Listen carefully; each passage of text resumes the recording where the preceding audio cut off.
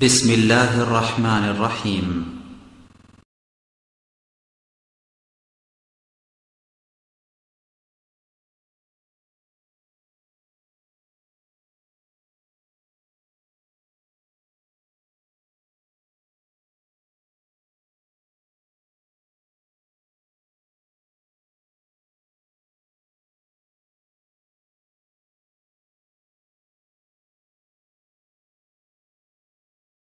إن الحمد لله نحمده ونستعينه ونستغفره ونؤمن به ونتوكل عليه من يهد الله فلا مضل له ومن يضلل فلا هادي له وأشهد أن لا إله إلا الله وحده لا شريك له وأشهد أن محمدا عبده ورسوله أما بعد فإن خير الحديث كتاب الله وخير الهدي هدي محمد صلى الله عليه وسلم وشر الأمور محدثاتها وكل محدثة بدعة وكل بدعة ضلالة وكل ضلالة في النار أعوذ بالله من الشيطان الرجيم بسم الله الرحمن الرحيم أفغير دين الله يبغون وله أسلم من في السماوات والأرض طوعا وكرها وإليه يرجعون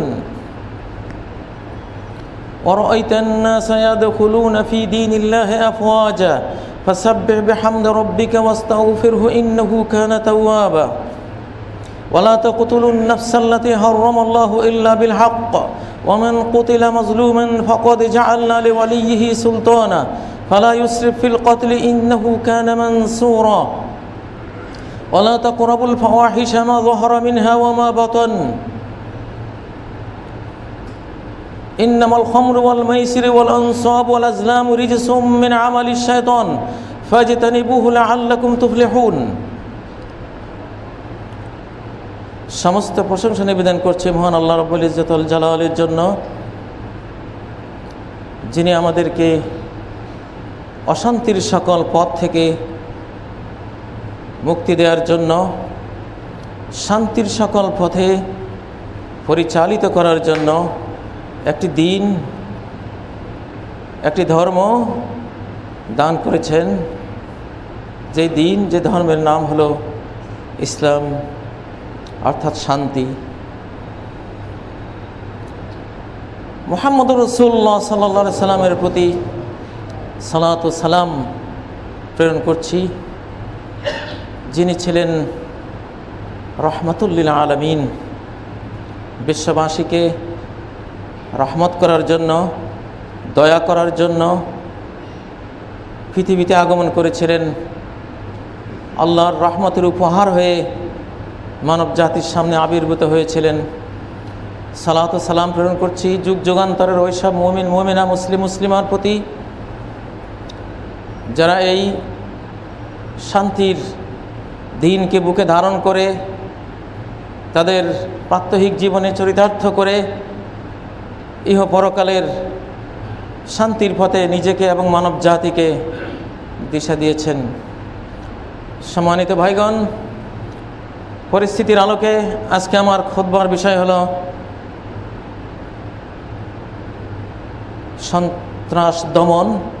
সন্ত্রাস দমন এবং শান্তি স্থাপনে ইসলামের ভূমিকা। ইসলাম এসছেই দুটো জিনিসের জন্য। ইসলামের আইন বিশারদগণ আইনের ভাষায় খুব গম্ভীর ভাষায়, প্রজ্ঞাপূর্ণ ভাষায় বলেছেন, জালবুল মাসালেহ ওয়া দারউল মাফাসিদ। পৃথিবীতে ইসলাম এসেছে সকল অশান্তি দূর করার জন্য আর সকল শান্তি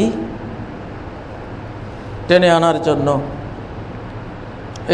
এই দুটোই হলো মৌলিক উদ্দেশ্য। এই পৃথিবীর শান্তি এবং তার পরবর্তী পৃথিবীর আখিরাতের শান্তি, এই শান্তির জন্য ইসলাম পৃথিবীতে এসেছে। আর যত অশান্তি, সব অশান্তি দূর করার জন্য ইসলাম এসেছে। প্রিয় ভাইয়েরা, রাস্তাঘাটে সাক্ষাৎ হলে আমরা একে অপরকে শান্তির বার্তা শোনাই, আসসালামু আলাইকুম ওয়া রাহমাতুল্লাহি ওয়া বারাকাতুহু, তোমার উপরে আমার পক্ষ থেকে শান্তি, কোনো আক্রমণ নয়, নিরাপত্তা দিলাম, আল্লাহর পক্ষ থেকে শান্তি তোমার উপর বর্ষিত হোক, ওয়া রাহমাতুল্লাহি আল্লাহর রহমত বর্ষিত হোক, ওয়া বারাকাতুহু আল্লাহর পক্ষ থেকে বারাকাত প্রবৃদ্ধি তোমার উপর বর্ষিত হোক। যিনি প্রথমে দেবেন তিনি 90 নেকি পাবেন, যিনি পরে দেবেন তিনি আসসালাম ওয়ালাইকুম আসসালাম ফিরত দিলে 10 নেকি, রহমতুল্লাহ বললে আরো 10 নেকি, ও বারাকাতু বললে আরো 10 নেকি, 30 নেকি পেলেন। কিন্তু পিসের পথে, শান্তির পথে যিনি প্রথম পা রাখলেন তিনি পেলেন 90 নেকি, 90টি পূর্ণ। শান্তির পথে আগে পা বাড়ালে তার অনেক পুরস্কার আল্লাহর কাছে রয়েছে। প্রিয় ভাইয়েরা, নিজের শান্তি, পরিবারের শান্তি, সমাজ রাষ্ট্রের শান্তি, বিশ্বের শান্তি বাস্তবায়ন করার জন্য 5টি আবশ্যকীয় বিষয় রয়েছে। সকল ধর্ম সে 5টি বিষয়ে একমত, ইসলাম সহ। সেই 5টি বিষয়কে নিশ্চিত করলেই সন্ত্রাস দমন হয়ে যাবে এবং শান্তি স্থাপন হয়ে যাবে।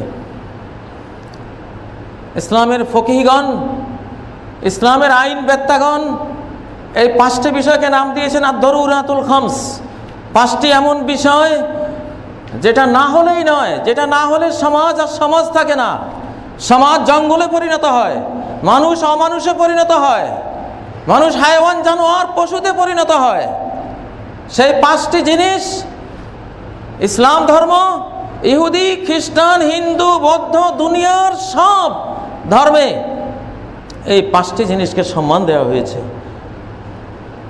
বিশেষ করে ইসলাম, কোরআন তার বিভিন্ন বক্তব্যে 5টি জিনিসকে তুলে ধরেছে। সেই 5টি জিনিস হলো হেফজুদ্দিন 1 নম্বর, হেফজুন নফস 2 নম্বর, হেফজুল মাল 3 নম্বর, হেফজুন নাসাব ওয়াল ইরদ 4 নম্বর, হেফজুল আকল 5 নম্বর। হেফজুদ্দিন মানে ধর্মকে হেফাজত করা, দিনকে, ইসলামকে বিকৃত না করা, অপব্যাখ্যা না করা, বিশুদ্ধভাবে এর আকীদা, এর ফরজ, এর সুন্নাহ, এর মুস্তাহাবগুলো মানুষের কাছে তুলে ধরা, নিজে আমল করা। হেফজুদ্দিন, দিনকে রক্ষা করা। দ্বিতীয় হলো হেফজুন নফস, জান রক্ষা করা। জানই যদি না থাকে দিন পালন করবে কে? জীবনে যদি বিপন্ন হয়ে যায় ধর্ম পালন করবে কে? এই জন্য জীবন রক্ষা সকল ধর্মের প্রতিষ্ঠিত ঐক্যবদ্ধ মূলনীতির মধ্যে একটি, 5 মূলনীতির মধ্যে একটি। প্রাণ রক্ষা করতে হবে, জান রক্ষা করতে হবে, অন্যায়ভাবে কোনো জান হালাক করা যাবে না, ন্যায় বিচার বহির্ভূতভাবে কোনো জান হালাক করা যাবে না। 3 নম্বর বিশ্ব শান্তির মূলনীতি, সন্ত্রাস দমনের মূলনীতি হলো হেফজুল ইরদ, হেফজুন নাসাব। মানুষের ব্যক্তি রক্ষা, ব্যক্তির জান রক্ষা যেমন ফরজ, তেমনি তার মৃত্যুর পরে তার বংশধারা যে রক্ষিত হবে পবিত্রভাবে, সেই বংশধারাকে সকল যৌন অপরাধ থেকে, জিনা থেকে, ধর্ষণ থেকে, অশ্লীলতা থেকে, ইফটিজিং থেকে, পর্নোগ্রাফি থেকে, যাবতীয় অনৈতিক কর্ম থেকে সেফ রাখা ফরজ, যদি মানুষ শান্তি চায়। 4 নম্বর হেফজুল মাল, সম্পদ নিয়ে বিশ্বে হানাহানি হয়। দ্বিতীয় বিশ্বযুদ্ধ সংগঠিত হওয়ার অন্যতম কারণ বিশ্বের সম্পদের উপরে কে কতটা কর্তৃত্ব নিতে পারবে। আজকেরও যুদ্ধ বিগ্রহের অশান্তির অনেক বড় কারণ সম্পদ।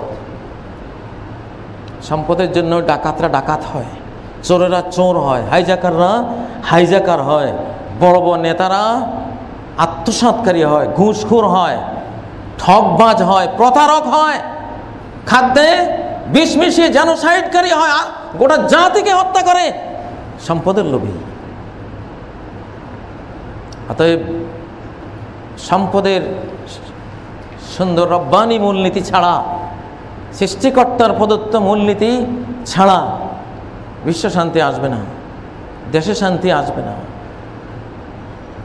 5 নম্বর, সকল ধর্মের ঐক্যবদ্ধ মূলনীতি বিশ্ব শান্তির জন্য, দেশের শান্তির জন্য রক্ষা করতে হবে। হেফজুল আকল, বিবেক নষ্ট করা যাবে না। কোনো নিশাদ্রব্য দিয়ে যেই বিবেকের সেলগুলি ভালো আর মন্দ নিরূপণ করবে, যদি নেশা দিয়ে, ভায়াগ্রা দিয়ে, নায়াগ্রা দিয়ে, হেরোইন দিয়ে, গাঁজা দিয়ে, যদি তামাকজাত দ্রব্য দিয়ে, ধূমপান দিয়ে, যদি বিভিন্ন অশ্লীল পর্নোগ্রাফি দিয়ে, বিভিন্ন কিছু দিয়ে বিবেকের ভালো মন্দ নিরূপণকারী সেলগুলো ধ্বংস করা হয়, তাহলে এই পৃথিবী জঙ্গলে পরিণত হবে, শান্তি আসবে না। মুসলিম ধর্মের সকল উলামা কেরাম 5টি মূলনীতিতে একমত।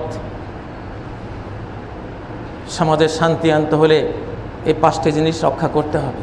সরকারকে রক্ষা করতে হবে, জাতিকে, জনগণকে এগুলো রক্ষা করতে হবে, ব্যক্তিকে রক্ষা করতে হবে, সবাইকে নিজ নিজ অবস্থান থেকে 5টি জিনিস রক্ষা করতে হবে, অশান্তি আসবে না। প্রথমেই হেফজুদ্দিন, দিন রক্ষা। আল্লাহ বলেছেন সূরা আল আনআমের 151 নম্বর আয়াত, কুল তাআলাউ আতলু মা হাররামা রাব্বুকুম আলাইকুম আল্লা তুশরিকু বিল্লাহি শাইআ।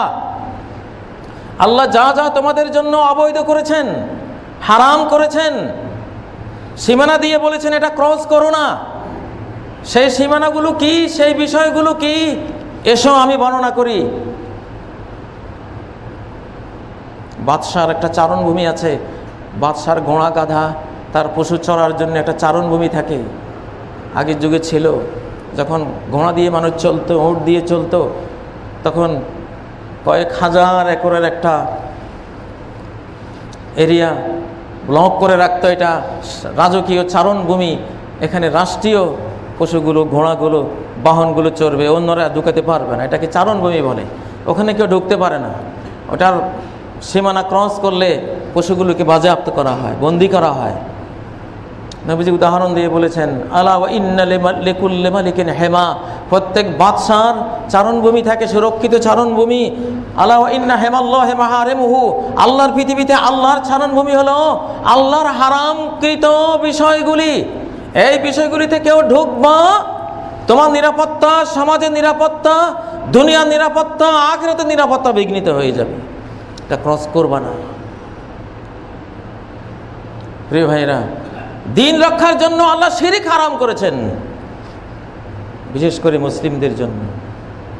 সর্বপ্রকারের শিরক থেকে দিনকে রক্ষা করো, দিনের একত্ববাদকে সেভ করো তোমরা মুসলিমরা। মানব জাতির উপরও ফরজ শিরক থেকে হেফাজত করা। নূহের প্লাবন এসেছে শিরকের কারণে, আজ জাতি ধ্বংস হয়েছে শিরকের কারণে, শোয়েবের জাতি ধ্বংস হয়েছে শিরকের কারণে, ফেরাউন ধ্বংস হয়েছে শিরকের কারণে, নমরুদ ধ্বংস হয়েছে শিরকের কারণে, কওমে লূত ধ্বংস হয়েছে শিরক সহ শিরকের ফাঁস্যচর পাপাচারগুলির কারণে। কওমে মুহাম্মদ সাল্লাল্লাহু আলাইহি সাল্লামের জাতি কুরাইশের বেঈমানরা বিনাশ হয়েছে শিরকেরই কারণে। যহরাল ফাসাদু ফিল বাররি ওয়াল বাহরি বিমা কাসাবাত আইদিন নাস। এই সেন্সিটিভ পৃথিবীতে, সেন্সিটিভ স্পর্শকাতর মহাবিশ্বে যত অশান্তি সব মানুষেরা তোমরা তৈরি করো, তোমাদের হাতের কামাই। সেটা টর্নেডো হোক, টাইফুন হোক, সেটা ঘূর্ণিঝড় হোক, সাইক্লোন হোক, সেটা ভূমিকম্প হোক, সেটা কোনো ক্লাইমেট চেঞ্জ হোক, ওজোন গ্যাসের স্তর ফেটে যাওয়া হোক, মানব সৃষ্ট দাঙ্গা হাঙ্গামা, যুদ্ধ বিগ্রহ হোক, গভীরভাবে চিন্তা করে দেখবা তোমরাই করেছো, সব তোমরাই দায়ী। আজকের ক্লাইমেট চেঞ্জ মানুষ করেছে। আজকের পৃথিবীর আবহাওয়া কলুষিত মানুষ করেছে। ওজোন গ্যাস ফাটিয়ে দিয়েছে উপরে, মানুষেরা করেছে। আজকের বাতাস দূষিত, পানি দূষিত, খাদ্য দূষিত, মানুষের রক্ত দূষিত, সমাজ দূষিত, স্কুল কলেজ বিশ্ববিদ্যালয় দূষিত, মাদ্রাসা মসজিদ দূষিত। সব কিছুকে দূষিত করেছে কে? ফেরেশতারা। কে করেছে? আল্লাহই করেছে। মসজিদগুলিতে বেদাত ঢুকিয়ে, শিরিক ঢুকিয়ে দূষিত করেছে কে? মানুষেরাই করেছে।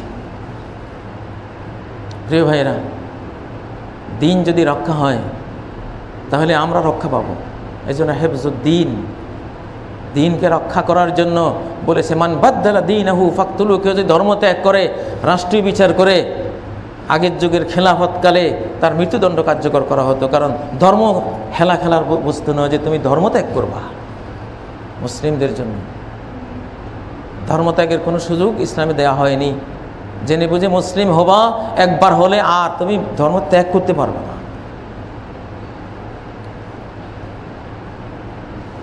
ধর্ম রক্ষার জন্যই বিধান, ধর্ম রক্ষার জন্য যত যুদ্ধ সন্ধি হয়েছে ইতিহাসে, ধর্মের জন্যই পৃথিবীতে মানুষের আশা। ওমা খালাকতুল জিন্না ওয়াল ইনসা ইল্লা লিয়াবুদুন, সূরা যারিয়াতের 56 নম্বর আয়াতে আল্লাহ বলে দিয়েছেন, জিন মানুষকে সৃষ্টির পেছনে উদ্দেশ্য একটাই, তারা আমার ইবাদত করবে, আমার দ্বীনের আওতায় থেকে আমার বন্দেগী করবে। আমি যে দিন দিয়েছি, দিন পালনই তো ইবাদত। দিন পালনকে বন্দেগী বলে, দিন পালনকে আল্লাহ দাসত্ব আনুগত্য বলে। তারা সেটা করবে, এই জন্য আমি সৃষ্টি করেছি, আর কোনো উদ্দেশ্য নেই। মানুষ যখন দিনদার হয়, সঠিক ধার্মিক হয়, সে কারো জান নেবে না। সঠিক ধার্মিকরা অন্যায়ভাবে কারো জান নেবে না, বরং একটা কুত্তার প্রাণও রক্ষা করবে। ইসলামে একটা কুকুরকে অন্যায়ভাবে খুন করা নিষেধ। ওমর বলতেন, ইরাকের ফোরাতের তীরে যদি কোনো কুকুর না খেয়ে মারা যায়, ওমর সে কুত্তা হত্যার জন্য আল্লাহর কাছে আসামি হয়ে উঠবে। এটা হলো ইসলাম। একজন নবী একটা পিঁপড়াটাকে কেটেছিল, তিনি পিঁপড়ার গোটা গ্রামটাকে ধ্বংস করে দিয়েছিলেন, জ্বালিয়ে দিয়েছিলেন। নবীকে আল্লাহ ক্ষমা করেননি, ওহী পাঠিয়েছেন। নবী কি করলা? কারাসাত কানামলাতুন আরাকতা উম্মাতাম মিনাল উমামি তুসাব্বে, একটা পিঁপড়া কেটেছে, এই জন্য একটা পিঁপড়ার জাতিকে তুমি এভাবে জ্বালিয়ে দিলে, কি করলা? এটা তোমাকে তো অধিকার দেওয়া হয়নি।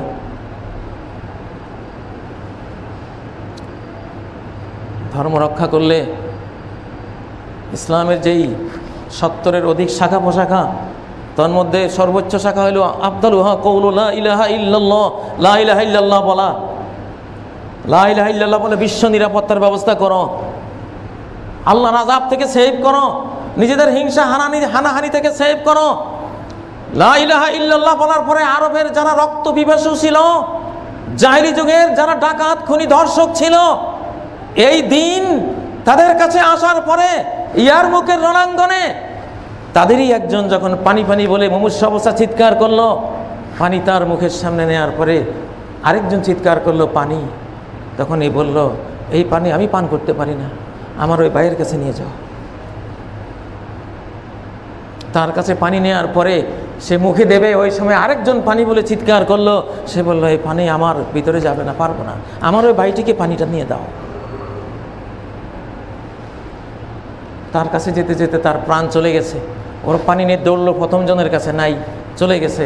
দৌড়লো দ্বিতীয় জনের কাছে, নাই, সেও চলে গেছে। এটা হলো দিন, এটা হলো ইসলাম। ইসলাম তো ওই বর্বর খুনিদেরকে এই মানবতা শিখিয়েছে যে একটু পানি পর্যন্ত নিজের ভাইকে বঞ্চিত করে পান করতে যায়নি।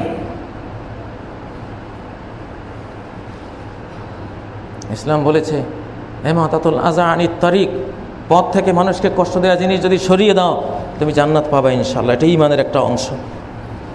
একজন পেয়েছেও, এক ব্যক্তি রাস্তা থেকে কাঁটাওয়ালা ডাল সরিয়ে দিয়ে জান্নাত পেয়ে গেছে, ক্ষমা পেয়ে গেছে। সহিহ বুখারীতে হাদিসটি সন্নিবেশিত আছে। দিন পালন করলে মানুষ মানুষ হয়, তবে সেই দিন সঠিকভাবে পালন করতে হবে।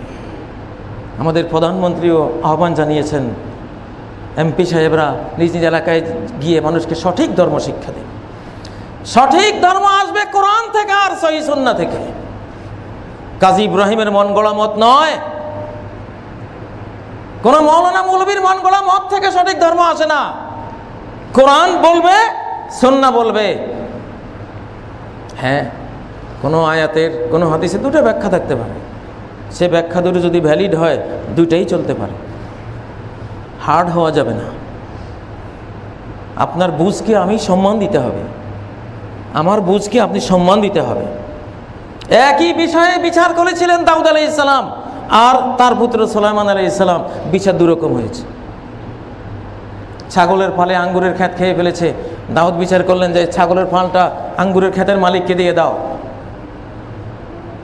সুলাইমান বিচার করলেন আঙ্গুরের ক্ষেতটা না, ছাগলের ফল ওকে দেয়া যাবে না, বরং ছাগলের পালের মালিক তার আঙ্গুরের ক্ষেতটাকে সেবা করে, শুশ্রূষা করে, পানি দিয়ে, সার দিয়ে যেই রাতে খেয়েছে ওই রাতে যেমন ছিল ওই পর্যায়ে পৌঁছে দাও।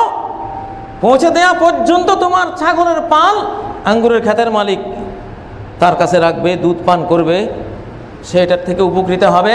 যেদিন তার ক্ষেত আগের স্থানে চলে আসবে সেদিন সে ফেরত দিয়ে দেবে। দুটো বুঝেছেন, দুইজন নবী, একজন দাউদ আলাইহিস সালাম, একজন সুলাইমান আলাইহিস সালাম। দাউদ আলাইহিস সালাম তখন বাদশাহ ছিলেন, বলতে পারতেন এই সুলাইমান আমার বিচারের বাইরে বিচার করলে কত বড় সাহস, বলতে পারতেন,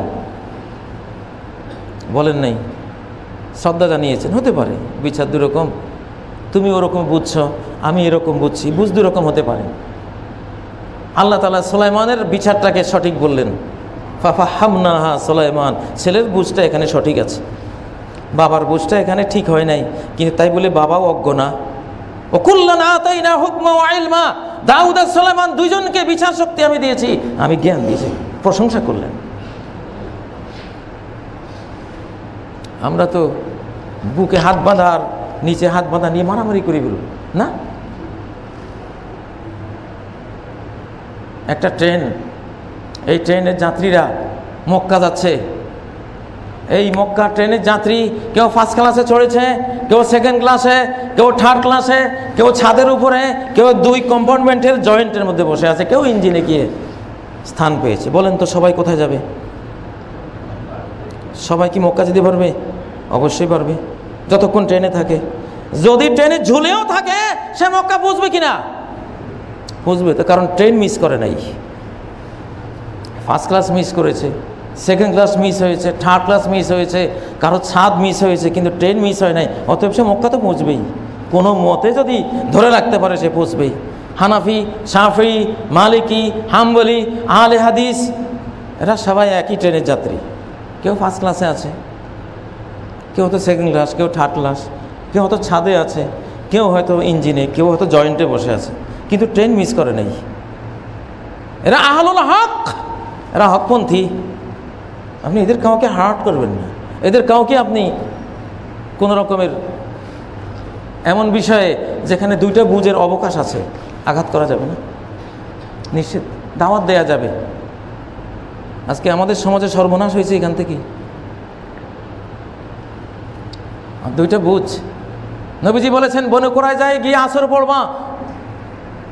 সাহাবীরা রাস্তায় যখন আসরের টাইম হয়ে গেল, এক দলে রাস্তায় পড়ে ফেলেছেন বনি কুরাইজা যাওয়ার আগে, আরেক দল বলে না কুরাইজায় গিয়েই পড়বো, নবীজি নির্দেশ, কুরাইজায় গিয়ে পড়ছেন।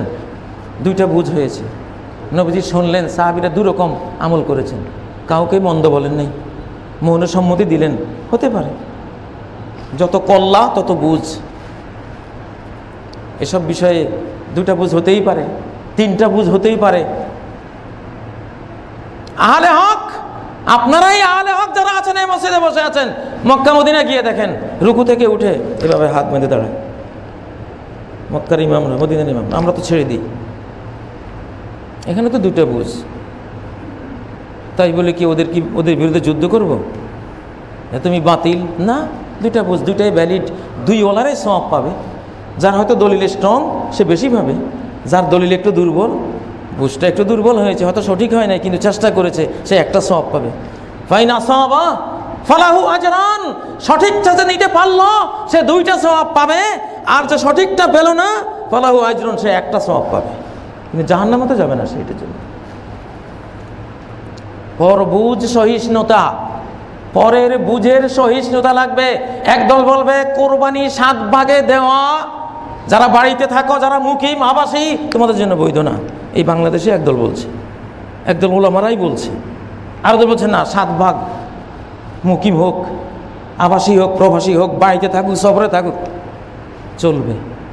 নবীজি বলেছেন আল বুদনাতু আন সাবআতিন ওয়াল বাকারাতু আন সাবআ, উট 7 জনের পক্ষ থেকে কোরবানি হয়, গরু 7 জনের পক্ষ থেকে কোরবানি হয়, সহিহ মুসলিমের হাদিস। অর্থাৎ সফর আর গায়ের সফর বুঝি না, সর্বাবস্থায় চলবে।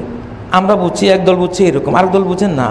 নবীজি যেহেতু সফর অবস্থায় এটা করেছেন, আমরা সবর অবস্থায় করবো। ভাই বুঝো, অসুবিধা নেই, সমস্যা নেই, তুমি সবর অবস্থায় করো, নাকি লাঠি ধরবো তার বিরুদ্ধে। আজকের সন্ত্রাস কিন্তু এখান থেকে আসে, ধীরে ধীরে একজন আরেকজনের উপরে হার্ড হতে হতে হতে শেষ পর্যন্ত মারাত্মক পর্যায়ে চলে যায়। তাই না, একই ট্রেনের যাত্রী যারা, আপনি থার্ড ক্লাসওয়ালাকে আপনি অবজ্ঞা করবেন না। জয়েন্টে বসে আছে, তাকে বলবেন না তুই জাহান্নামী। যতই জয়েন্টে বসে থাকুক, সেও কিন্তু মক্কায় যাবে ইনশাআল্লাহ, যদি পড়ে না যায়। যদি পড়ে না যায়, কোথায় পৌঁছবে? মক্কায় পৌঁছবে কিনা? না, শুধু ফার্স্ট ক্লাসওয়ালারাই পৌঁছবে। আমরা যারা একবারে সহিহ হাদিস পেয়ে গেছি, না হয় আমরা ফার্স্ট ক্লাসের যাত্রী, না হয় একবারে এসি রুমে বসে আছি, আরামসে যাচ্ছি, এই তো পার্থক্য। আর থার্ড ক্লাসওয়ালা একটু ঘামে টামে মানুষের আকথা কুকথা শুনে এমনি সামনে কষ্ট করে যাচ্ছে। কিন্তু যখন ট্রেনটা গিয়ে থামলো, ফার্স্ট ক্লাসওয়ালা যে মক্কায় নামলো, থার্ড ক্লাসওয়ালা কোথায় নামবে? সে কি আমেরিকা গিয়ে নামবে? সে তো ওই ট্রেন থেকে মক্কাতেই নামবে, সাত থেকেও ওই মক্কাতে নামবে, জয়েন্ট থেকে ওই মক্কাতে নামবে, ইঞ্জিন থেকে ওই মক্কাতেই নামবে, নাকি? এই হলো যারা কোরআন হাদিসের উপরে চলে। হাদিসটা হয়তো দুর্বল, হয়তো থার্ড ক্লাসে গেছে, ক্লাস পায় নাই, কিন্তু যাবে তো ইনশাল্লাহ। নিয়ত তো ভালো, নিয়তটা কি ভালো। মুসলিমদের মধ্যে উদারতা থাকতে হবে, হেফজুদ্দিন, দিনকে রক্ষা করার জন্য উদারতা চাই। বিশাল চ্যাপ্টার, আমার সময় কমের জন্য এই পথে আর এগোচ্ছি না। দ্বিতীয় বিষয়টি হলো হেফজুন নফস, জান রক্ষা করতে হবে। জান রক্ষার জন্য ইসলাম দিয়েছে কেসাস, জানের বদলে জান। ওয়ালাকুম ফিল কিসাসি হায়াতুন ইয়া উলিল আলবাব। কেউ যদি অন্যায়ভাবে কারো জান নেয়, তাহলে ন্যায় বিচার করে তার জান নেওয়া হবে। যদি নিহত ব্যক্তির ওয়ারিসরা জান নিতে চায়, নিহত ব্যক্তির ওয়ারিসরা যদি জান নিতে চায়, জানের বদলে জান, তাহলে জান নেওয়া হবে। এটা সরকারের অধিকার নাই, জাতিসংঘের অধিকার নেই, এটা অন্য কাউকে অধিকার দেয় নাই। যার স্বামী মারা গেছে সেই স্ত্রীর অধিকার, যাদের বাবা মারা গেছে সে সন্তানের অধিকার, যাদের চাচা জ্যাঠা মারা গেছে সে ভাতিজাদের অধিকার। সে খুনি থেকে জান নেবে না রক্তমূল্য নেবে, তার অধিকার। কাউকে এখানে নাক গলাতে দেন নাই। তারপরে বলেছেন, ঠিক আছে, জানের বদলে জান না নিয়ে যদি মাল নিতে চাও, রক্তমূল্য নিতে চাও, 100 উট প্রায় 50 লক্ষ টাকা নিতে চাও, নাও। ফামান উফিয়া লাহু মিন আখিহি শাইউন ফাত্তিবাউন বিল মারুফ ওয়া আদাউন ইলাইহি বিইহসান। যদি খুনিকে খুনটা মাফ করে রক্তমূল্য নেওয়ার উপরে যদি ওয়ারিসরা রাজি হয়, ওকে, তাহলে এটাকে ন্যায়সঙ্গতভাবে অনুসরণ করা হবে এবং ন্যায়সঙ্গতভাবে ওটা পৌঁছে দেওয়া হবে। জান রক্ষার জন্য জানের বদলে জান নেয়ার বিধান দিয়েছেন। জমিনে যারা ভালো কথা বলে মানুষকে খুন করে, সম্পদ ধ্বংস করে, তাদেরকে ন্যায় বিচার করে কঠিন শাস্তি দেওয়ার বিধান কোরআনে বলা হয়েছে। সূরা আল বাকারার 204 থেকে 206 নম্বর আয়াত। অমিনান নাসি মান ইউজিবুকা কওলুহু ফিল হায়াতিদ দুনিয়া। কিছু মানুষ আছে দুনিয়ার জীবনে তার কথা বক্তৃতা শুনলে তোমার খুব ভালো লাগে, এমন ধর্মের কথা বলে। ওয়ায়ুশহিদুল্লাহ আলা মা ফি কলবিহি, অথচ তার ভিতরে আছে অন্য জিনিস, একটা জিঘাংসা, একটা হিংসা, অন্য উদ্দেশ্য। ওহু আলাদ্দুল খিসাম, সে কঠিন ঝগড়াটে মানুষ, হকপন্থী মানুষ নয়। ওই যে তাওয়াল্লা, সে যখন ক্ষমতা পায়, পাওয়ার পায়, শক্তি পায়, এনার্জি পায়, কোনো কিছু করার মতো কিছু পায়, তখন সাফিল আরদে, পৃথিবীতে সে দৌড়ায়, চেষ্টা করে লিইফসিদা ফিহা, ফাসাদ সৃষ্টি করার জন্য।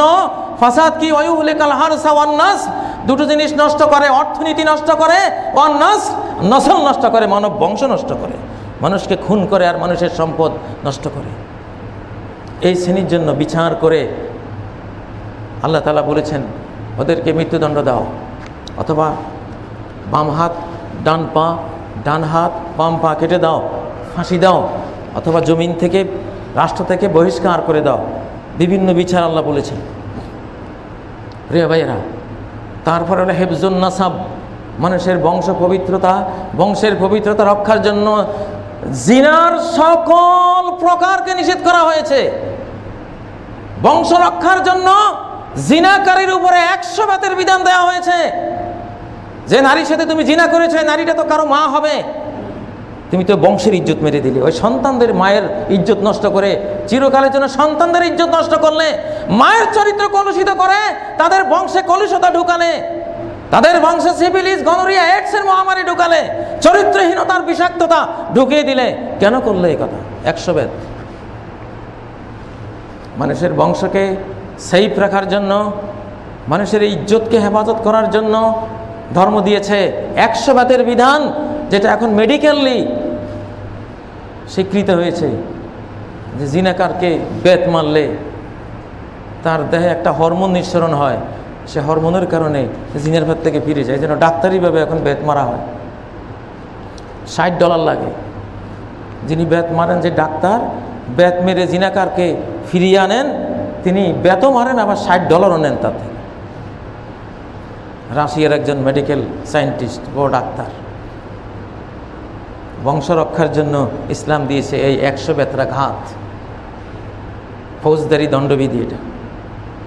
আর যদি বিবাহিত নারী পুরুষ হয়, তাহলে একদম মৃত্যুদণ্ড দিয়ে দাও। এই বংশের জন্য এটা কীট, ভাইরাস, মানুষের বংশ নষ্টকারী লোক, বিদায় করে দাও। এগুলি যখন ইমাম মাহদি আসবেন, ঈসা আলাইহিস সালাম আসবেন, ইনশাআল্লাহ ওই সময় ওনারা করবেন। এখন তো বিশ্বে এই পরিবেশটা নাই, কিন্তু মেডিকেলি আসতেছে, সাইন্টিফিকলি চলে আসতেছে। প্রিয় ভাইরা, চতুর্থ বিষয় হলো সম্পদ রক্ষা। সম্পদ রক্ষার জন্য ডাকাতকে মৃত্যুদণ্ড দেওয়ার বিধান দিয়েছেন আল্লাহ। ইন্নামা জাযাউল্লাযীনা ইউহারিবুনা আল্লাহ ওয়া রাসূলাহ, যারা আল্লাহ ওয়া রাসূলের বিরুদ্ধে যুদ্ধ করে, অর্থাৎ মুসলমান জাতির উপরে আক্রমণ করে, ওয়া ইয়াসআউনা ফিল আরদি ফাসাদা, জমিনে অশান্তি সৃষ্টি করে, তাহলে তাদের জাযা হলো, বিনিময় হলো আন ইউকাত্তালু, বিচার করে মৃত্যুদণ্ড দেওয়া হবে, আও ইউসাল্লাবু, বিচার করে ফাঁসি দেওয়া হবে, আও তুকাত্তা আইদিহিম ওয়া আরজুলুহুম মিন খিলাফ, অথবা বিচারিকভাবে তাদের বিপরীত দিক থেকে হাত পা, বাম হাত ডান পা, অথবা ডান হাত বাম পা বিপরীত দিক থেকে মিন খিলাফ কেটে দেওয়া হবে, আও ইউনফাউ মিনাল আরদি, অথবা রাষ্ট্র থেকে বহিষ্কার করা হবে, নির্বাসিত করা হবে। সম্পদ রক্ষার জন্য চোরের হাত কাটার বিধান দিয়েছে। সম্পদ রক্ষা না করলে সমাজে শান্তি আসবে না। চুরি করলে হাত কেটে দাও। বিভিন্নভাবে ফৌজদারি দণ্ডগুলি আছে আজকাল রাষ্ট্রে, সব ধর্মেই আছে। সর্বশেষ হলো হেফজুল আকল, যে আকল নষ্ট করে, বিবেক নষ্ট করে, তাকে 40 বেত লাগাবার বিধান ইসলাম দিয়েছে। সেই 40 বেতের মধ্যে লাঠি থাকবে, জুতা থাকবে, স্যান্ডেল থাকবে, কিল, ঘুষি। তাকে অপমান করো, কারণ সে নিজেকে শেঠ ভাবে, তো এর জন্য কেউ ঘুষি মারো, কেউ জুতা মারো, কেউ স্যান্ডেল মারো, তার মান ইজ্জত সব বরবাদ হোক। এটা হলো মদখোরের শাস্তি ইসলামে। এটা এখন নাই, সমাজে নাই, আগে ছিল, হয়তো ভবিষ্যতে ইনশাআল্লাহ ঈসা আলাইহিস সালাম যখন আসবেন তারা আবার এটা চালু করবেন। কিন্তু এখন এই যে 5টি বিষয় দিয়েছে, ধর্ম রক্ষা, জান রক্ষা, মাল রক্ষা, বংশ রক্ষা, আকল রক্ষা, বিবেক রক্ষা, 5টা জিনিস রক্ষিত হলে মানুষ সেফ ইনশাআল্লাহ। যারা সন্ত্রাস করে তাদের বিবেক নেই, বিবেককে নষ্ট করে দেওয়া হয়। কিছু ড্রাগ আছে, এই ড্রাগ অ্যাডিক্ট হলে ভালো মন্দ নিরূপণকারী সেলগুলি অকার্যকর হয়ে যায়। তখন ওরা একটা যন্ত্র, রোবট, এই রোবটকে যেদিকে পাঠাবে ওইদিকে রোবটের মতো হয়ে কাজ করবে। ব্যাখ্যা দেওয়ার সময় নেই। প্রিয় ভাইয়েরা, বিশ্ব শান্তির জন্য সকল ধর্মের দেয় 5টি জিনিস আমাদেরকে আনতে হবে। আমাদের জন্য আনন্দের সংবাদ হলো, বারাক ওবামা বলেছেন যে ইসলামকে সন্ত্রাসের জন্য দায়ী করা যাবে না, অসম্ভব। ইসলামে সন্ত্রাসের কোনো স্থান নেই। ব্রিটিশ মন্ত্রী বলেছেন, এটা অমুক একটা রাষ্ট্রের কথা বলেছেন, তারা মুসলিমদেরকে কলুষিত করার জন্য তাদের গোয়েন্দা বাহিনী দিয়ে এগুলি করা হয়। মুসলিমরা এটা করে না। একটা অমুসলিম রাষ্ট্রের কথা উল্লেখ করে তিনি বলেছেন। জাতিসংঘ তার শিক্ষা, বিজ্ঞান, সংস্কৃতি বিষয়ক অঙ্গ সংগঠন ইউনেস্কোকে দায়িত্ব দিয়েছিল যে গবেষণা করে আমাদেরকে জানাও সবচেয়ে শান্তির ধর্ম কোনটি। ইউনেস্কোর গবেষণা বিভাগের প্রধান রবার্ট ম্যাকগির নেতৃত্বে 6 মাস একদল গবেষক বিশ্বের সব ধর্মকে গবেষণা করে এই মাসের 7 তারিখে, 7ই জুলাই তারা প্রতিবেদন দিয়েছে বিশ্বের সামনে, বিশ্বের সবচেয়ে শান্তির ধর্ম হলো ইসলাম।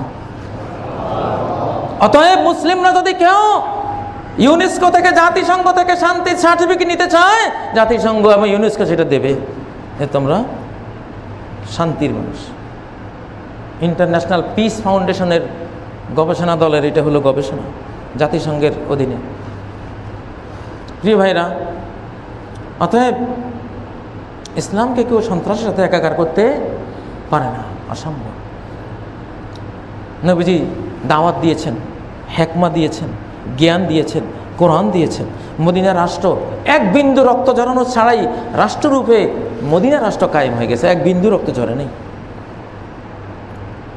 কিছু যুদ্ধ হয়েছে এটা পরে, রাষ্ট্রের উপরে যখন বেঈমানরা চেপে বসেছিল যান বাঁচাবার জন্য, ওগুলি কিছু যুদ্ধ বিগ্রহ হয়েছে। কিন্তু যখন মদিনা রাষ্ট্র তৈরি হয় এক বিন্দু রক্ত ঝরে নেই।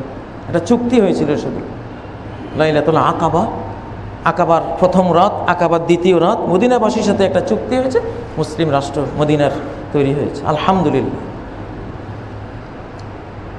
আপনারা আপনাদের প্রত্যেকে নিজ নিজ দায়িত্ব থেকে এসব চরমপন্থা থেকে নিজের সন্তানকে, নিজেকে সেফ রাখা, এটা আপনাদের কর্তব্য, রাষ্ট্রেরও কর্তব্য। তবে একটা জিনিস খেয়াল রাখতে হবে, ওয়ালা তাজিরু ওয়াজিরাতুন ওয়িজরা উখরা।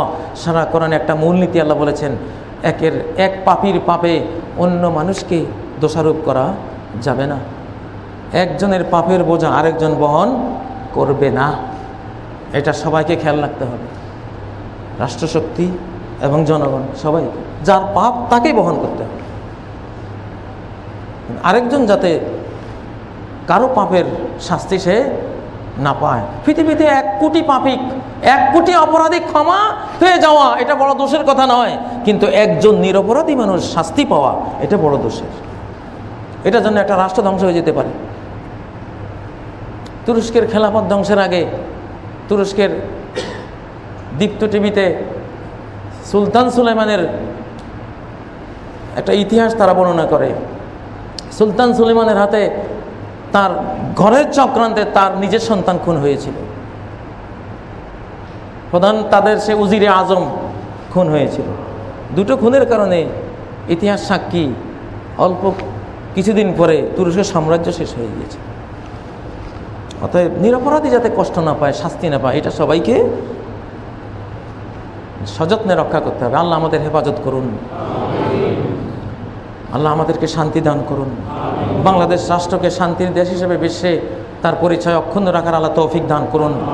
গোটা বিশ্বের মুসলিমদেরকে অমুসলিম বিজাতি তাদের লেলিয়ে দেয়া সন্ত্রাসী গ্রুপ ধর্মের নামে চালায় তারা, অর্থ দেয় তারা, বুদ্ধি দেয় তারা, সব কিছু দেয় তারা। ভুলা ভোলা কিছু মুসলমান পোলাপানকে ওইসব সন্ত্রাসী বানিয়ে দেখা, এই দেখো এই ইসলাম, এই দেখো এটা হলো মুসলমান, গলা কাটা মুসলমান, হ্যাঁ মানুষ খুন করা মুসলমান, এই দেখায়। ইসলাম কি এটা? আমার শিশুকালের সুপারি ব্যাপারীর মতো। সুপারি ব্যাপারীর কাছে 10 কেজি সুপারি নিয়ে গেলাম বিক্রি করার জন্য। সবগুলো সুপারি ভালো, কিন্তু আমার দৃষ্টির অগোচরে 2-3টা সুপারি ফোকে ধরা সুপারির মধ্যে ছিল। সে বেছে বেছে 3টাই নিয়েছে, নিয়ে দেখায় হুজুর কি দাম দিতাম, এই যে দেখেন, এই যে আপনার সুপারির অবস্থা দেখেন, 1000 সুপারি আছে, কোনো সমস্যা নাই, আর এগুলো ভুলে বুঝে ঢুকে গেছে। সে ওই 3টায় দেখায় দাম কমাবার জন্য। ব্যাপারীর কৌশল, বিশ্ব ব্যাপারীদের এই কৌশল এখন ইসলামের ব্যাপারে হচ্ছে। দিয়ে একটা মুসলমান নষ্ট করে, এই দেখ রে মুসলমান হবে, ওই যে দেখ, ওই যে ওইটা এমনি দেখা যায়। এইটা এগুলি হলো এইসব সন্ত্রাসের গুরু না, এগুলির গুরু ঠাকুর, এগুলি হলো এটার নেপথ্য নায়ক। আল্লাহ লানত তাদের উপরে পড়ুক, বলেন আমিন। যারা এই শান্তির ধর্মকে নষ্ট করে, আল্লাহর অভিশাপ তাদের উপরে বর্ষিত হোক। ইসলাম আসবে, ইসলামকে কেউ রোকাতে পারবে না, কেউ রোকাতে পারবে না। বিশ্বের সব বড় বড় জ্ঞানীরা ইসলামের দিকে আসতেছে। 24 ঘন্টায় 68,000 লোক মুসলমান হচ্ছে। সারা ওয়ার্ল্ড এখন ইসলামমুখী। এটা টের পেয়ে ইসলামকে কলুষিত করার জন্য এই সন্ত্রাসের কলঙ্ক ইসলামের চাপাচ্ছে। ইসলাম এই কলঙ্ক মুক্ত ইনশাআল্লাহ। মুসলিমরা এই কলঙ্কের দায়ভার বহন করবে না। আল্লাহ আমাদের তৌফিক দান করুন। আকুলু কওলি হাযা ওয়া আস্তাগফিরুল্লাহ লি ওয়া লাকুম ফাস্তাগফিরুহু ওয়া তুবু ইলাইহি ইন্নাহু হুয়াল গফুরুর রহিম। আলহামদুলিল্লাহ লাকাল হামদু ইয়া রাব কামা ইয়ানবাগি লিজালালি ওয়াজহিকা ওয়া আযীমি সুলতানিক লাকাল হামদু হামদান কাসীরান তাইয়িবান মুবারাকান ফীহি মিলআস সামাওয়াতি ওয়া মিলআল আরদি ওয়া মা বাইনাহুমা ওয়া মিলআ মা শি'তা মিন শাইইন বা'দ আহলাস সানা'i ওয়াল মাজদি হাক্কু মা ক্বালা আল আবদ ওয়া কুল্লুনা লাকা আবদু আল্লাহুম্মা লা মানি'a লিমা আ'তাইত ওয়া লা মু'তি'a লিমা মানা'তা ওয়া লা ইয়ানফা'ু যাল জাdd মিনকাল জাdd। আউযু বিল্লাহি মিনাশ শাইতানির রাজীম। বিসমিল্লাহির রহমানির রহিম। ইন্নাল্লাহা ওয়া মালাইকাতাহু ইউসাল্লুনা আলান নবী ইয়া আইয়ুহাল্লাযীনা আমানু সাল্লু আলাইহি ওয়া সাল্লিমু তাসলিমা। আল্লাহুম্মা সাল্লি আলা মুহাম্মাদ ওয়া আলা আলি মুহাম্মাদ কামা সাল্লাইতা আলা ইব্রাহিম ওয়া আলা আলি ইব্রাহিম ইন্নাকা হামিদুম মাজিদ। আল্লাহুম্মা বারিক আলা মুহাম্মাদ ওয়া আলা আলি মুহাম্মাদ কামা বারাকতা আলা ইব্রাহিম ওয়া আলা আলি ইব্রাহিম ইন্নাকা হামিদুম মাজিদ। প্রিয় ভাইরা, দ্বিতীয় খুতবার শেষ আয়াতটির ব্যাখ্যা করে দিচ্ছি। ইন্নাল্লাহা ইয়া'মুরু বিল আদলি, আল্লাহ সবাইকে নির্দেশ দেন ইনসাফের। সমাজে কেউ যাতে মনে না করে যে আমি মজলুম হয়েছি, তাহলে তার ভিতরে হিংসা তৈরি হবে। এই হিংসা জমতে জমতে জমতে একদিন বিস্ফোরণ ঘটাবে। অতএব সবাইকে ইনসাফ করবে। খবরদার কোনো অন্যায়, বেইনসাফি, জুলুম, উৎপীড়ন কেউ কাউকে করবে না।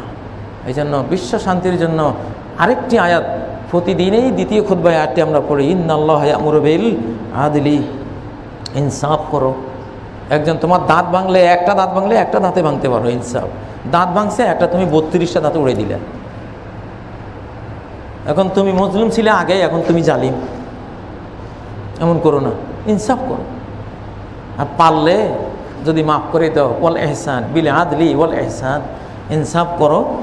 আর যদি আরও একটু মহানুভবতা দেখাইতে পারো, মাফ করতে পারো, করো। মাফের দ্বারা সমাজে শান্তি আসে। সদ্ব্যবহার করো, বিল আদলি ওয়াল ইহসান। সমাজে পরোপকারীর, পরের ধন লোভের নয়, পরকে ধন দানের টেন্ডেন্সি স্বভাব চরিত্র সমাজে তৈরি করো। সন্ত্রাস আসবে না ইনশাআল্লাহ। ইন্নাল্লাহা ইয়া'মুরু বিল আদলি ওয়াল ইহসান। একটা কুকুরকে যদি আমি লাঠি মারি, সে আমাকে আরেকদিন যদি তার বাড়ির পাশে দিয়ে যাইতে দেখে, একটা দৌড়ানি দিবে বা একটা কামড় দেবে, যে এই হুজুর আমাকে একদিন লাঠি দিয়া ধাওয়া দিয়েছিল, মনে রাখবে। আর যদি আমার বাড়ির কাছে দিয়ে যাইতে আমি তারে এক পাত ভাত দিয়ে দেই, এই কুত্তাটা আমার যেখানে দেখবে লেঁচড়া, আরে ওই হুজুরে তো আমার ভাত খাওয়াইছে একদিন।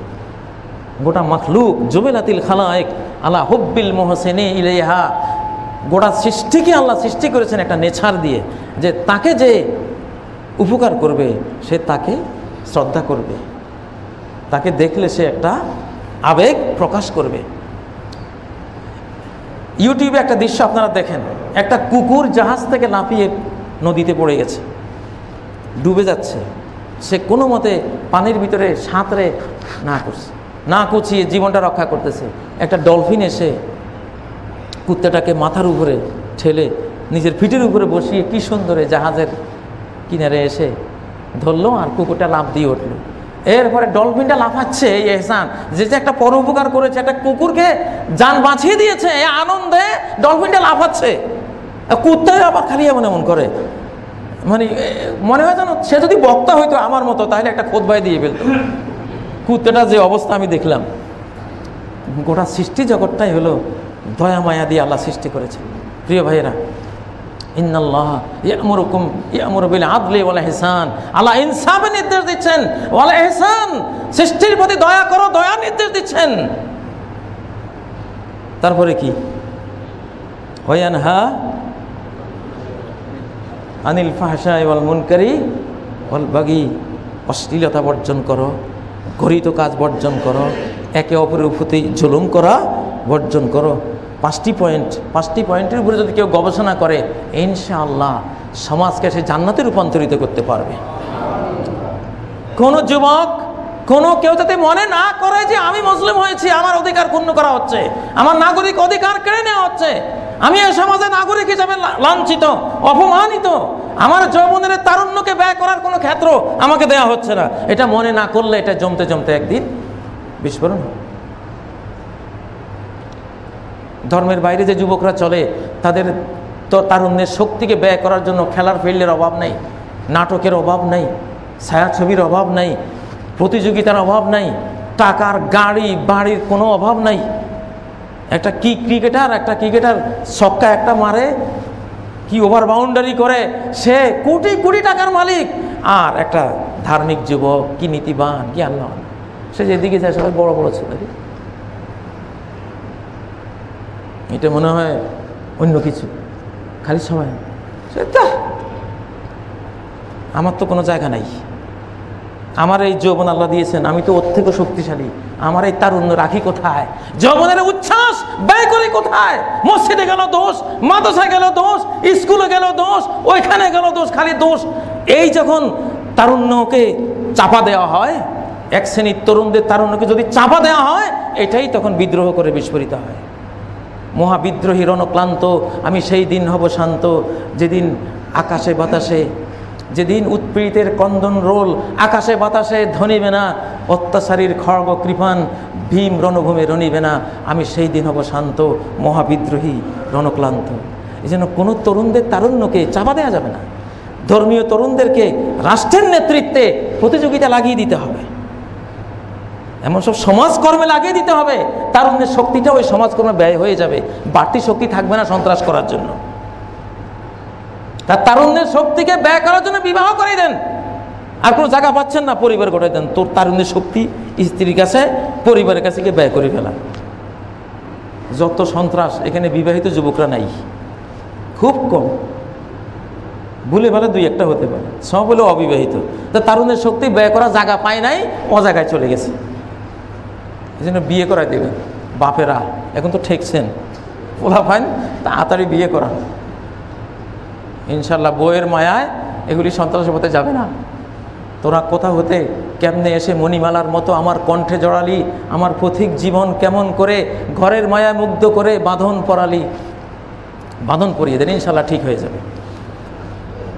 মুসলিম তরুণদের, মুসলিম তারুণ্যকে ব্যয় করা জায়গা করে দেন, রাষ্ট্রের নেতৃত্বে, সমাজের নেতৃত্বে, বিদ্যালয়ের নেতৃত্বে, মুরব্বীদের নেতৃত্বে তার শক্তিটা ব্যয় হয়ে যাক ভালো জায়গায়, ভালো কাজে।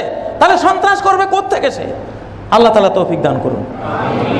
আল্লাহ আমাদেরকে মাফ করে দেন, আমাদের মাতা পিতাকে মাফ করে দেন, মুরব্বিয়ানে কেরামকে মাফ করে দেন, আমাদের সরকার, আমাদের জনগণ, তাদেরকে সৎপথে পরিচালনা করেন, সবাইকে মাফ করেন আল্লাহ তাআলা। আমরা সবাই মুসলিম, আল্লাহ মুসলিমদেরকে ভাই ভাই বানাই দেন। আল্লাহ আল্লাহ এক প্রাণ হওয়ার তৌফিক দেন, এক দেহ হয়ে, এক প্রাণ হয়ে, এক মন হয়ে শান্তির পথে এগিয়ে যাওয়ার তৌফিক দান করুন।